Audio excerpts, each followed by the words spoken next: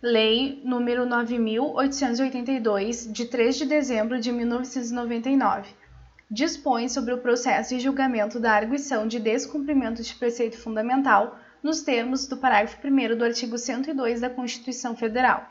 O Presidente da República faz saber que o Congresso Nacional decreta e eu sanciono a seguinte lei. Artigo 1º. A arguição prevista no parágrafo 1º do artigo 102 da Constituição Federal será proposta perante o Supremo Tribunal Federal e terá por objeto evitar ou reparar lesão a preceito fundamental resultante de ato do poder público. Parágrafo único. Caberá também a arguição de descumprimento de preceito fundamental. Inciso 1º. Quando for relevante o fundamento da controvérsia constitucional sobre lei ou ato normativo federal, estadual ou municipal, incluídos os anteriores à Constituição. Inciso 2. Vetado. Artigo 2. Podem propor arguição de descumprimento de preceito fundamental. Inciso 1º. Os legitimados para ação direta de inconstitucionalidade. Inciso 2. Vetado. Parágrafo 1º. Na hipótese do inciso 2, faculta-se ao interessado, mediante representação, solicitar a propositura de arguição de descumprimento de preceito fundamental ao Procurador-Geral da República, que, examinando os fundamentos jurídicos do pedido, decidirá do cabimento do seu ingresso em juízo. Parágrafo 2º. Vetado. Artigo 3. A petição inicial deverá conter, inciso 1º, a indicação do preceito fundamental que se considera violado, inciso 2, a indicação do ato questionado, inciso 3, a prova da violação do preceito fundamental, inciso 4, o pedido com suas especificações, inciso 5, se for o caso, a comprovação da existência de controvérsia judicial relevante sobre a aplicação do preceito fundamental que se considera violado. Parágrafo único. A petição inicial acompanhada de instrumento de mandado, se for o caso, será apresentada em 2 vias, devendo conter cópias do ato questionado e dos documentos necessários para comprovar a impugnação. Artigo 4º. A petição inicial será indeferida liminarmente pelo relator, quando não for o caso de arguição de descumprimento de preceito fundamental, faltar algum dos requisitos prescritos nesta lei ou for inepta. Parágrafo 1º. Não será admitida a arguição de descumprimento de preceito fundamental quando houver qualquer outro meio eficaz de sanar a lesividade. Parágrafo 2º. Da decisão de indeferimento da petição inicial, caberá agravo, no prazo de 5 dias. Artigo 5. O Supremo Tribunal Federal, por decisão da maioria absoluta de seus membros, poderá deferir pedido de medida liminar na arguição de descumprimento de preceito fundamental.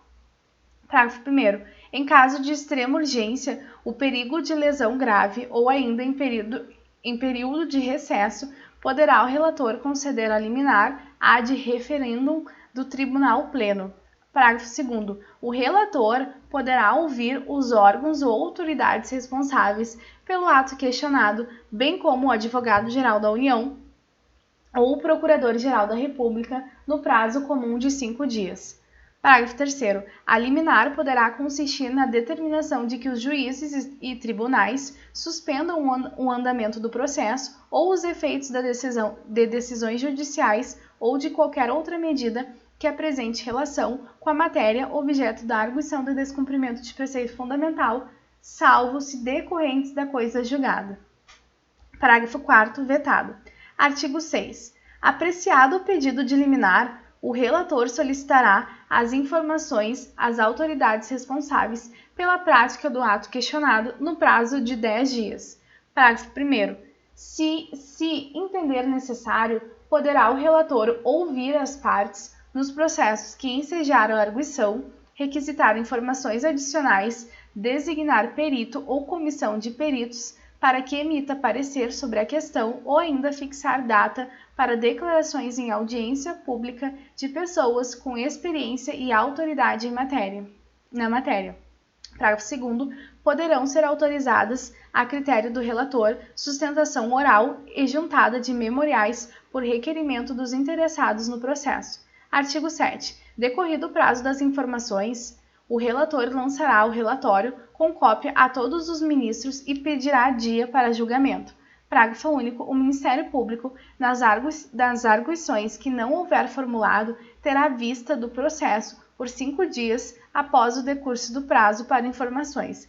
Artigo 8º. A decisão sobre a arguição de descumprimento de preceito fundamental somente será tomada se presentes na sessão pelo menos 2/3 dos ministros. Parágrafo 1º vetado. Parágrafo 2º vetado.